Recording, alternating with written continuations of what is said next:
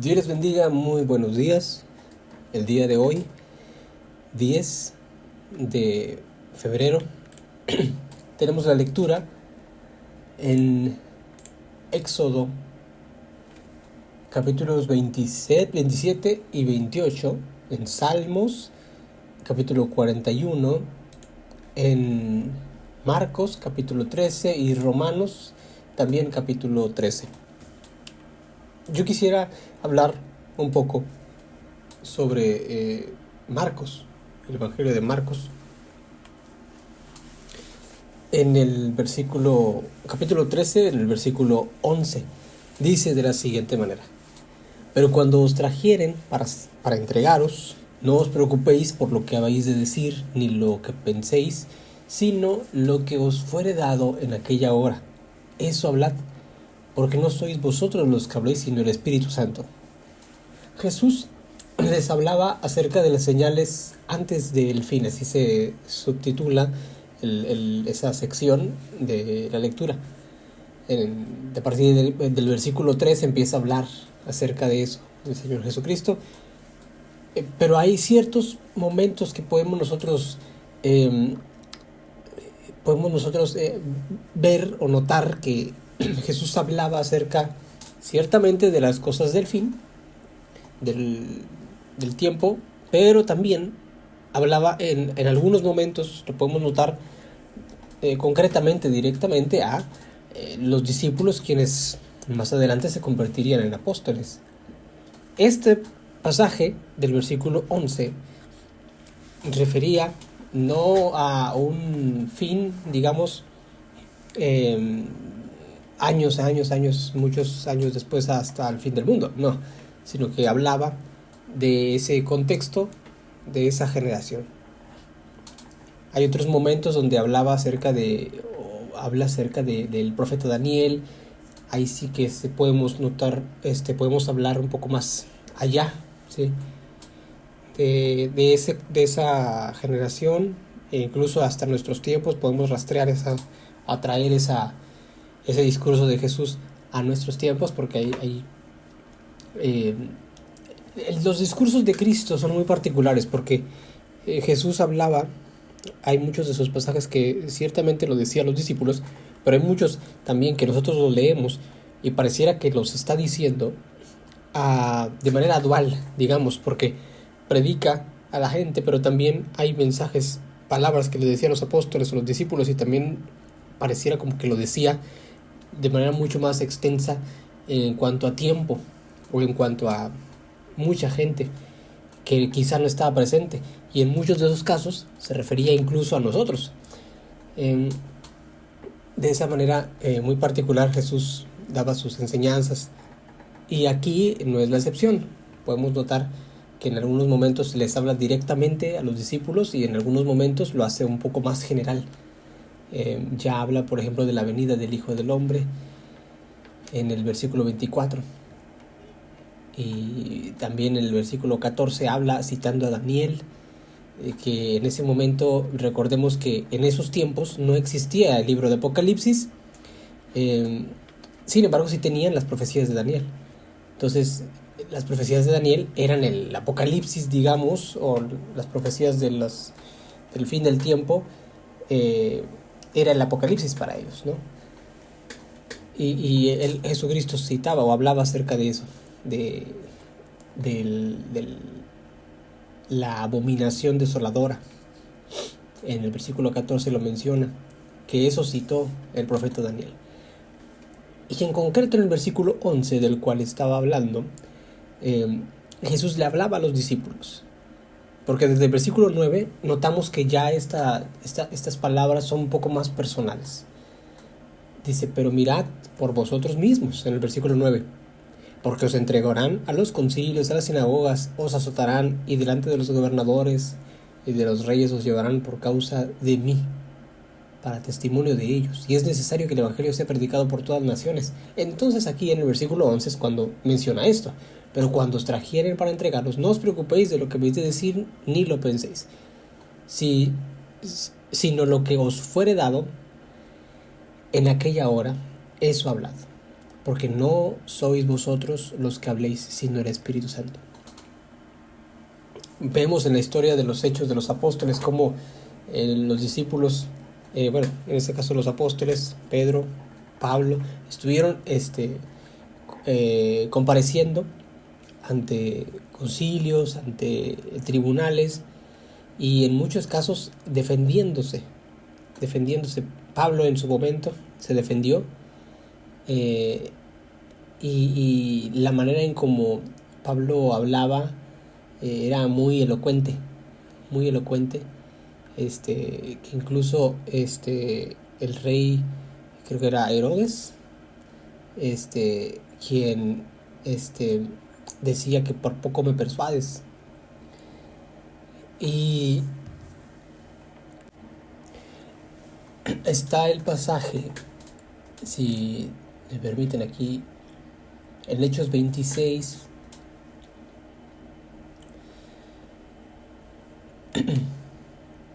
dice 24 en adelante, dice: diciendo él estas cosas en su defensa,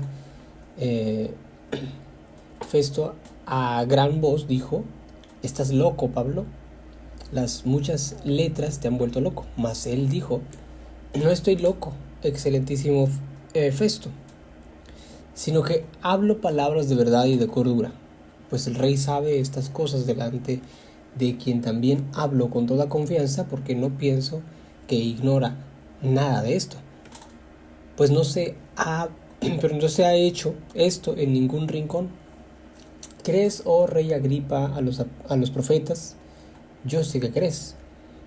Y aquí en el versículo 28 dice: entonces Agripa, que es Herodes, también Herodes Agripa, dijo a Pablo: por poco me persuades a ser cristiano. Y Pablo dijo: quisiera a Dios que por poco o por mucho, no solamente tú, sino también todos los que hoy me oyen, fueseis hechos tales cual yo soy, excepto estas cadenas.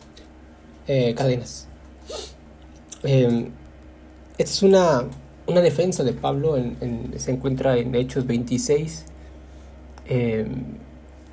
Todo ese capítulo es una defensa de Pablo. Y regresando a Marcos, ¿verdad?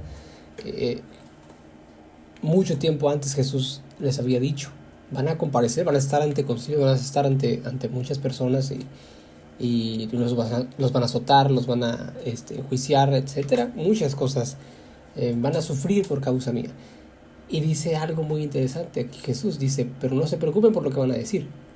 Es decir, ustedes no preparen un sermón, no preparen absolutamente nada, porque el Espíritu Santo va a hablar por ustedes. Y eso es lo que lo que notamos cuando leemos las Escrituras.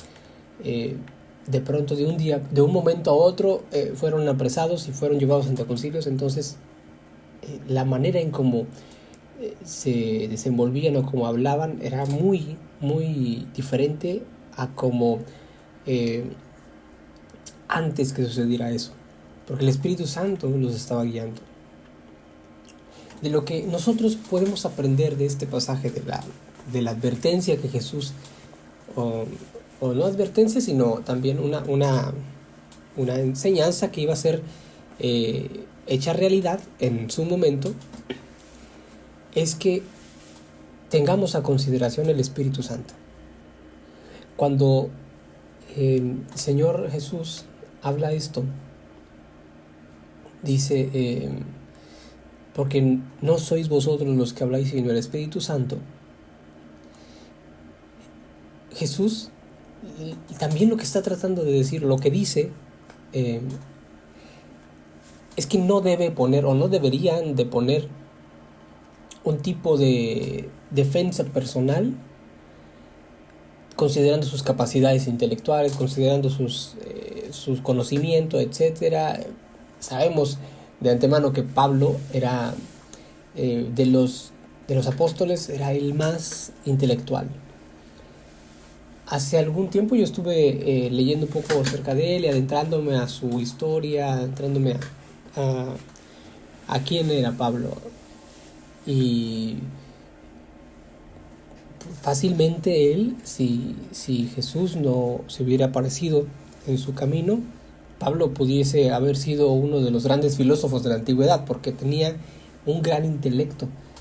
Incluso en un pequeño librito que escribí mencioné que encontré unas aparentes cartas entre Pablo y Séneca. Séneca fue un hombre, uno de los grandes filósofos de la antigüedad y contemporáneo de Pablo. De hecho, Pablo conoció al hermano de Séneca. Séneca es uno de los grandes filósofos del estoicismo. El estoicismo en esa región donde se encontraba Pablo, pues era de mucha relevancia, y Séneca pues era contemporáneo. Pablo conoció al hermano de Séneca, el procónsul de Acaya, quien, por cierto, el procónsul de Acaya lo digamos, podría decirse que lo defendió, porque lo iban a enjuiciar a Pablo. Entonces el procónsul de Acaya simplemente no hizo caso omiso a lo que les estaban enjuiciando y lo dejó ir. Y hay unos documentos muy, muy antiguos donde Séneca le escribía a Pablo diciéndole, elogiándolo por las cartas, porque nosotros vemos, por ejemplo, la carta a los romanos, la carta a los efesios, vemos primera y segunda de Corintios, y los vemos parte de un compendio de libros que se llama Biblia. Pero en aquel tiempo pues eran documentos, eran cartas. Entonces ellos llevaban una carta y se la llevaban a otra iglesia, y luego para otra, y así las llevaban como cartas que eran personales, algunas como la de Timoteo, pero algunas eran más generales, como las de Corintios, la de Efesios, Tesalonicenses, pero estaban siendo distribuidas por el gran valor que tenían. Entonces, en algún momento, una de estas cartas llegó a manos de ese filósofo, Séneca, y le escribió y le dijo, bueno, al menos es lo que leí, le dijo que el conocimiento que puede notar en sus escritos pareciera que no viene de usted, sino de algo mucho más superior. De alguna forma, claro que no solamente eso dijo, ¿verdad? Dijo mucho más, pero elogiaba la manera en cómo Pablo instruía a las iglesias. También algunos historiadores, que todavía no está 100% confirmado, pero algunos dicen que Séneca pudo haber aconsejado a Pablo en su momento de elementos, del uso de elementos retóricos, porque Séneca era un gran orador, un gran él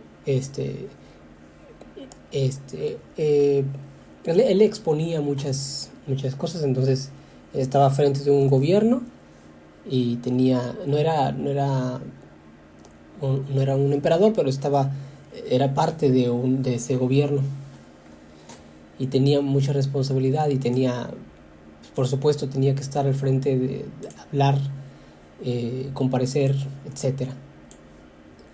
El punto de todo esto que les quiero decir es que Pablo era una persona muy intelectual y muy, muy capaz, y él pudo haber usado muchos elementos. También recordemos en los Corintios, Pablo omitió el uso de las capacidades intelectuales que tenía para poder persuadir a la gente, y decía, no, aquí no voy a usar elementos de comunicación persuasiva ni nada de eso, sino que va a ser plenamente con el poder de Dios. Había una necesidad muy importante en esa región, en Corintio, y así fue. El poder de Dios se manifestó de una gran manera en Corinto. De hecho, en toda la Biblia, creo que donde se habla acerca del don de lenguas y de la manifestación del Espíritu Santo es en Corinto. Entonces, por supuesto que ahí hubo un énfasis del Espíritu Santo y su manifestación mucho más que en algunos otros lugares. Y, y fue la verdad, muy interesante cómo Jesús habló de esto y prácticamente les dio ese consejo: no buscar en sí mismos unas palabras, sino dejar que el Espíritu Santo sea el que fluya y el que hable. Vamos a leerlo nuevamente, versículo 11 del capítulo 13 de Marcos. Sí. Dice: pero cuando os trajeren para entregaros, no os preocupéis por lo que habéis de decir ni lo que penséis. Aquí nos detenemos por un momento. No os preocupéis por lo que habéis de decir ni lo que penséis. Claramente Jesús hablaba acerca de que tenía quizá, o habrían en algún momento, quizá podrían tener alguna capacidad para poder refutar, para poder hablar, para poder incluso persuadir a ciertas personas. Sin embargo, Jesús decía: no se preocupen por eso, no es tan importante, sino lo que, aquí voy a continuar la lectura, sino lo que os fuere dado en aquella hora, eso hablad. No lo que yo voy a encontrar en mi mente, sino lo que Dios me va a dar. Porque no sois vosotros los que habléis, sino el Espíritu Santo. Este es un pasaje muy importante, muy interesante también, que nos recuerda que no somos nosotros, sino es el Espíritu Santo el que actúa. Nosotros somos instrumentos de Dios. Dios nos usa para poder llevar esa palabra, ese mensaje de salvación, y hay intención en nuestra vida. Tenemos esa intención genuina de compartir el evangelio de la palabra de Dios a alguien.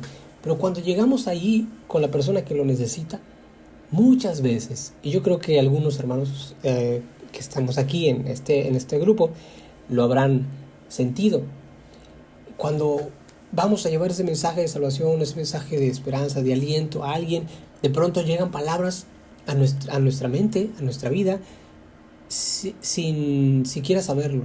De repente nos acordamos de un pasaje bíblico y nos, como si sin necesidad de pensar en ese pasaje llega a nuestra vida, porque le estamos dando el primer lugar al Espíritu Santo, y que sea el Espíritu Santo quien trabaje en la vida de la persona, no que seamos nosotros quienes tratemos de trabajar en esa vida.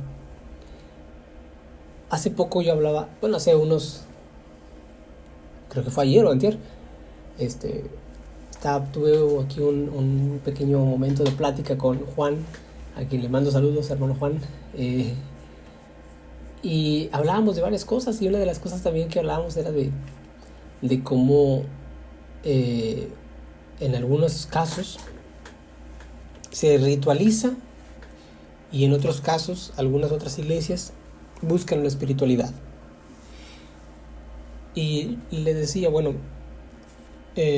por ejemplo, los lugares que se dedican a como Alcohólicos Anónimos. Alcohólicos Anónimos tiene una genuina intención de que las personas salgan de esa adicción. Y las personas que van allí, Alcohólicos Anónimos, genuinamente quieren salir de esa adicción. Sin embargo, se pasan muchas veces años. Y cuando salen, continúan quizá o caen nuevamente. ¿Por qué? Porque la intención estaba.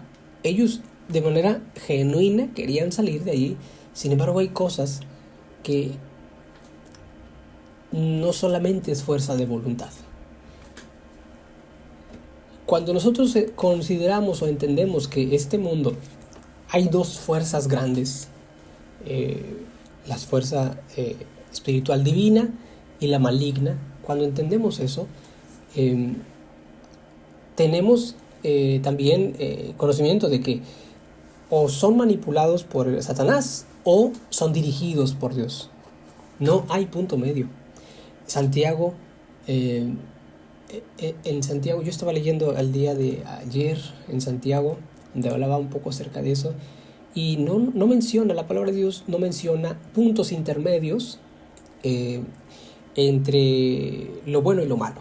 Es decir, no existe este punto intermedio entre de decir yo no soy cristiano, pero no soy malo. O yo en, estoy, digamos, en la línea media. No existe ese punto intermedio. O estás en un lado o estás en el otro. En Apocalipsis también lo menciona. Y esto es el hecho de cómo el mundo está siendo, digamos, dirigido. No hay, a día de hoy, no existe y no va a existir nunca una persona que no haya sido o que no haya tenido un contacto de manera personal y espiritual. No hay, porque todos en algún momento tuvimos un acercamiento espiritual e incluso yo he estado escribiendo un libro donde hablo acerca, hago un análisis de la espiritualidad del ateo. Y es increíble que, por supuesto, el ateo tiene su espiritualidad, pero es muy diferente, porque su espiritualidad está más cerca al punto, al área ritualista. Y esa área pues es más acercada a todos estos deseos humanos y carnales que a su vez están cercanos a Satanás. Entonces yo hago ahí un análisis detallado de eso. Y al final de todo lo que entendemos es que este mundo o está en un lado o estás en el otro. No hay puntos medios. Entonces, teniendo a consideración eso, nosotros claramente estamos siendo dirigidos por el Espíritu Santo. Sería muy incorrecto que dijéramos, bueno, yo tengo la capacidad, yo tengo el intelecto, tengo la fortaleza, tengo el conocimiento, yo lo voy a hacer. Cuando sabemos que no se trata de la mucha palabra, no se trata del mucho conocimiento, no se trata de incluso del mucho reconocimiento, sino se trata del Espíritu Santo, se trata del poder que pueda hacer Él, el Espíritu Santo. Por eso es que pasa esto que les menciono. Cuando vamos a predicar el Evangelio a alguien que conocemos o que no conocemos, de pronto sucede esto, ¿no? Que llegan palabras a nuestra mente, a nuestra vida, que no sabíamos, y cuando menos lo acordamos, la persona nos dice, ¿cómo sabías que yo estaba pasando por eso? Esa era la palabra que yo necesitaba, porque dimos lugar a que el Espíritu Santo se moviera. Este pequeño comentario, mi hermano, mi hermana, que disculpen que me haya pasado mucho tiempo,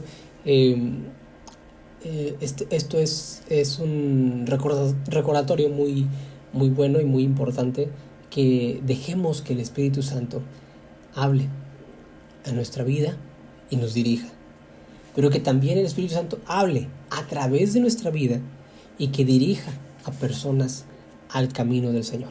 Dios les bendiga, y nuevamente una disculpa por este audio tan largo. Dios les bendiga.